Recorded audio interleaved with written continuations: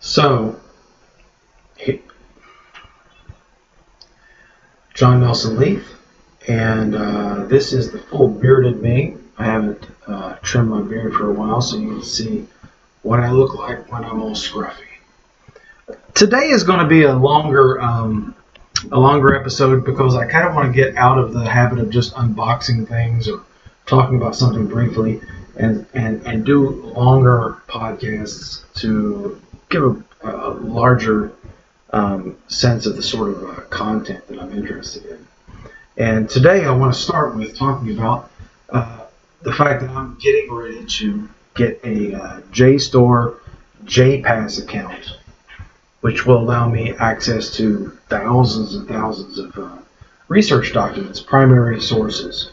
The reason I'm going to do this is that I read a lot of science, and I try to dig down to the primary sources when I can. I have news aggregators that feed me science stories, but as you may have noticed on the Two Johns podcast, I always like to dig down, read the primary sources so that I can, sift through the wheat and the chaff, because often what happens is that journalists, sometimes they just flat out get it wrong.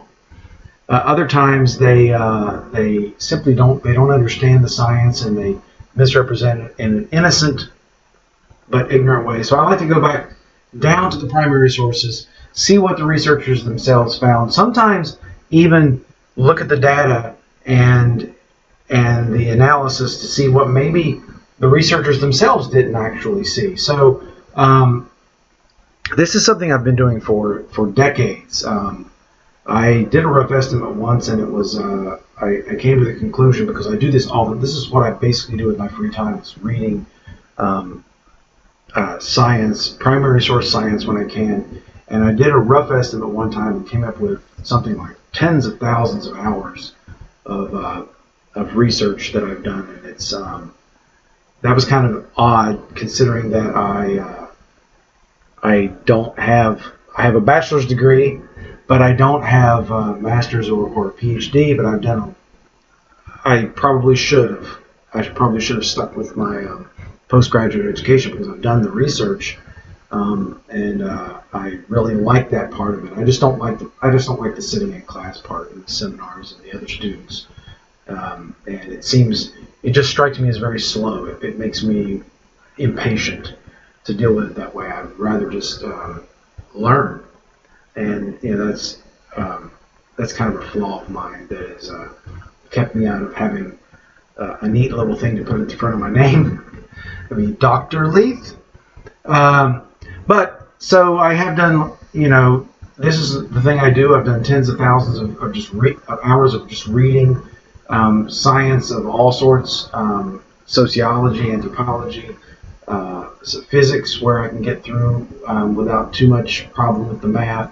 And I know that kind of reveals something about, I'm dating myself. I'm very old to have been able to do that many hours of reading.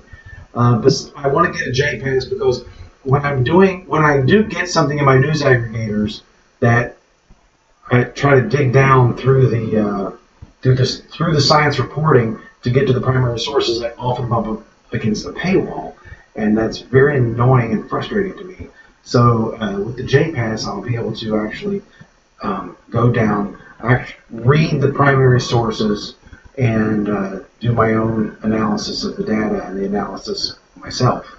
And that will help me, I think, not only do a better science roundup, which is one of the segments that John Austin and I do on the Two Johns Sci-Fi podcast. Please look it up. You can look it up on YouTube. Just type in Two Johns Sci-Fi podcast, and you'll see we're currently working on episodes 15, 16, 17, and 18, which is what we'll do next month. And at the end of August, we will live stream that, and then we will put the segments online at YouTube in the following weeks.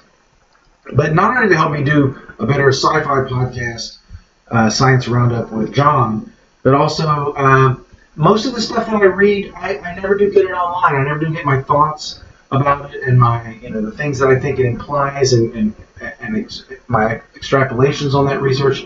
I don't really discuss it a lot online, very rarely.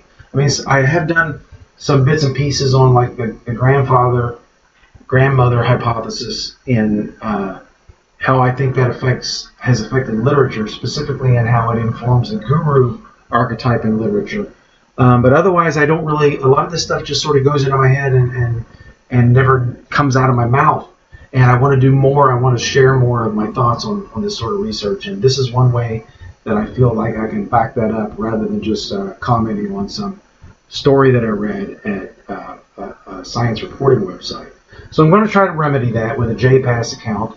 It's actually not that expensive considering the other ridiculous things that I spend money on. And I mean, things that we all spend money on. How many people have an Amazon Prime account or a Netflix account or other things that we subscribe to? And once I looked at the JPASS, I think it's like less than $200 a year. Even if it's not, it's well worth the investment, I think. I invest in a lot of things that probably cost more. I think for example, I do donations to Colonial Williamsburg, and I'm very, I'm not complaining about that. I'm very happy to support that effort because it's a fantastic place. You should go there.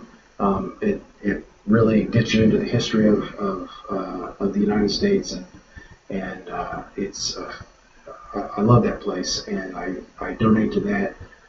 So I thought if I'm donating to all these things and I'm subscribing to all these, a lot of entertainment that is HBO, for example, which I can't let go of. I might let go of it after Game of Thrones ends, but if I'm doing that, I can no longer justify not getting a JPASS access account to JSTOR. So I'm going to do that, and so there will be in future more content here at Thoughts of Leaf based on my research there, and I will try to add something more than just unboxing. Although I'm going to do a little unboxing later in this particular episode of Thoughts of Leaf, so stay tuned. The second thing I'd like to talk about is something that I brought up on the last Two Johns Sci-Fi podcast, which is that I have a book, my latest novel, that is out on Amazon Prime. It's it's hard copy.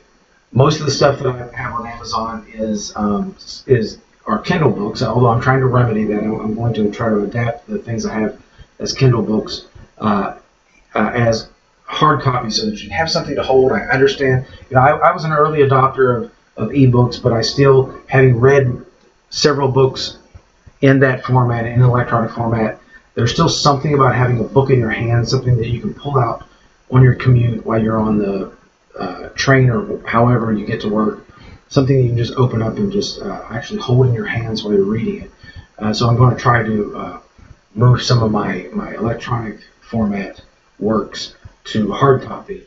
But the hard copy that I have now is called The Ends of the World. I'm going to put it up over here, the cover. It is a fantasy novel. It's not your typical fantasy novel, your dwarves and elves and ancient evils. It's a fantasy novel about a regular guy from our time who dies and finds himself stuck in a purgatory. Rather than going on to heaven or hell or just ceasing to exist, he finds himself lost in a sort of middle ground, a world called the World Facing, which is a sort of purgatory that, because technology lags in that purgatory, because as people come in, technologies from our world slowly accumulate in that world, so that world is kind of stuck in the age of sail. So there are pirates, there are plantation owners, slavery still exists, and this guy, John Randolph, who's the narrator of that book, he's sort of trying to navigate his way around this and trying to figure out the world and help out his newfound friends and keep himself out of being pressed into service by plantation owners and pirates and all kinds of sort of adventurous stuff like that. That is my current book. The one I'm working on, which will be the next thing I put on Amazon, is a straight-up sci-fi adventure called Zines, which is about the local space around the sun, what is known to astronomers as the local bubble.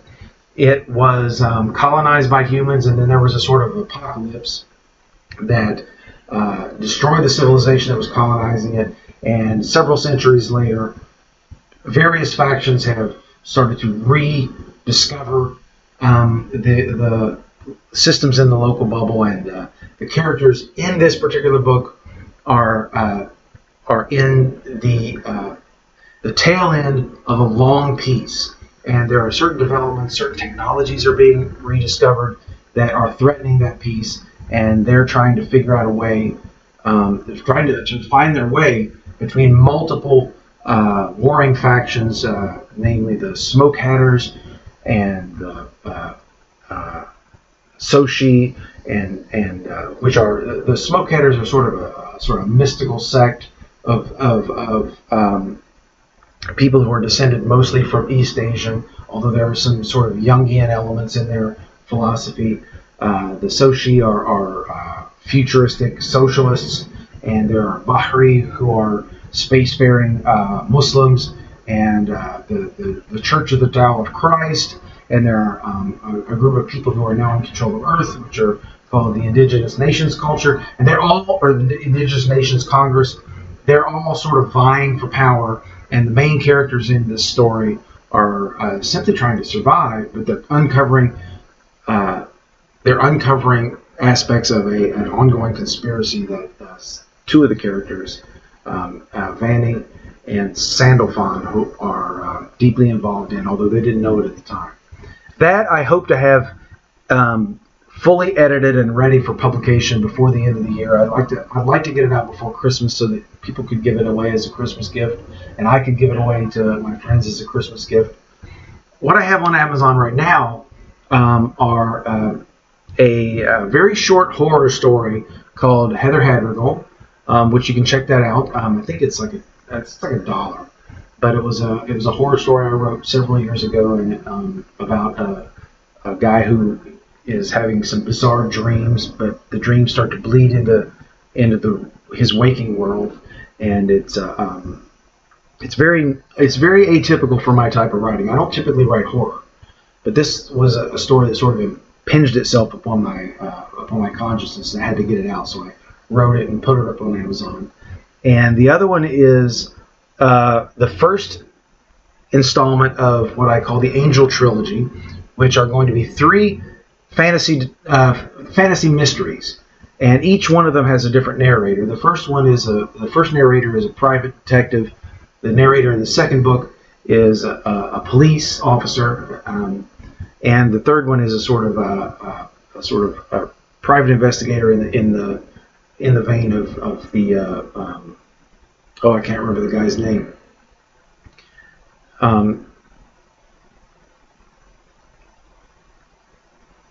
Wow. And the third one is a sort of a private guy. He's not a private eye. He's just a guy who likes to research stuff, and he gets drawn into the ongoing story of this trilogy, which is essentially based on the idea that angels exist as sort of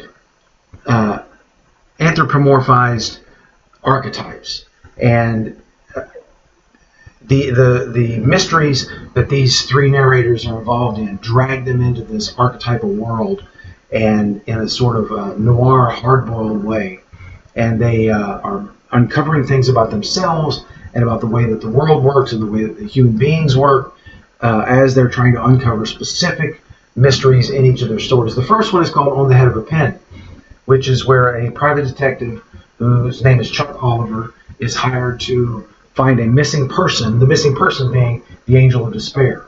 And this his investigation leads him to the angels who are in charge of the 7 sins, and eventually to the Angel of Death herself, who is a major villain throughout the trilogy. The second one is called The Perfect Cup of Joe, and of course the narrator is a police officer whose name is Joe. And the third one, which is still in very, very rough form, is called The 70-Year Clock. And this is the sort of wrap up, and it sort of brings all of the events from the entire trilogy to a conclusion, and sort of answers a lot of the questions that were raised in the first 2 books. Now, having done my pitch, which is a necessary part of any good podcast, please go to Amazon, J. Nelson Leith. Just put in J. Nelson Leith, The Ends of the World, or J. Nelson Leith on the head of a pen, or if you want to, J. Nelson Leith, Heather Hadrigal. And Hadrigal is Hadrigal. Look them up, check them out if you like them, and I'd be very appreciative of anything you'd like to say. Hey, buy it, hate it, and then review it negatively if you'd like to.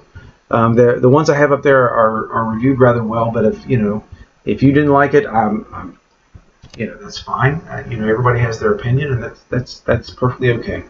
So let me get on to what I promised, which is the unboxing, which I have a lot of stuff. I've been away from my home for a while, and a lot of stuff has shown up, and I really am kind of excited because I have an idea of what some of this stuff is. So I kind of want to go through it in front of everybody. There's something fun about cutting through bubble wrap. This is wrapped in sort of bubble wrap envelope. Do you hear the popping? Poppity pop. Anyway. I bought this because I'm doing a keto diet, and I'm not going to preach about the keto diet. I'm not going to try to convince anybody to do it. But I like chocolate a lot. But of course, as you know, most chocolate, they include sugar in it, which is a big no-no on keto. So I got this dark chocolate, which is stevia sweetened. I'm not a big fan of stevia, but I'm hoping that they kept it at a minimum. It's also, if you're doing a vegan diet, which I'm not doing, obviously, it's also vegan. I probably should go to the OBS so I can see what I'm doing. So it's vegan, and it's Lily's dark chocolate. And I just got it's premium baking chips. But let me tell you something. I'm hardcore enough about this that I will just eat the baking chips. I really like chocolate a lot. I like the basic flavor of chocolate. I have some chocolate powder that I mix in stuff, and it is unsweetened. And a lot of people don't like unsweetened chocolate, but I do. I like the bare flavor of chocolate. So I'm perfectly okay just simply eating chocolate in its unadorned form. And so I'm going to toss it aside for the moment. I'll get back to that later and just snack on it.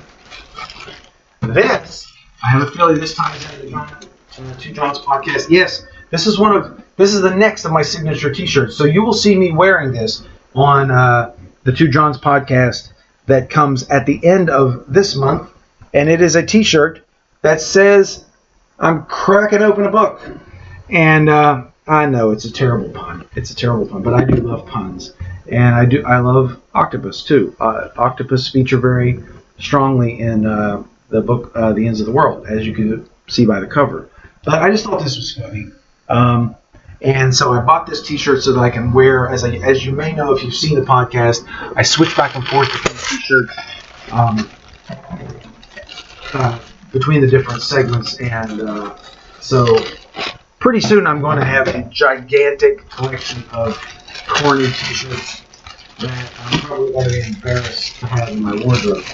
This one, oh wow, wait a minute. I don't remember. Oh yes, I do.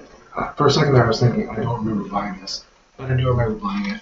And it's a very arrogant, this is my essential, it is, I'm not arguing, I'm just explaining why I'm right. I cannot imagine a more accurate way to capture my general attitude toward intellectual conversation. I'm always right, as we all think we all are. This is less boring. Oh, I've got a text. This is essentially a pair of jeans. I could try them on right now for you, but I'm not going to. I'm going to try them on after I put this on. The basic story behind these is that I slowly ruined every pair of jeans that I had until I had no more pairs of jeans. And I said, wow, you probably need to buy more jeans. And that's what I did. And that's how things work when you shop online. The most boring possible unboxing. Now this promises to be better. So I've got a lot of text coming in. I better wrap this up. Matter of fact, that's what I'm going to do. I'm going to wrap this up. Oh, back to keto. More bison meat.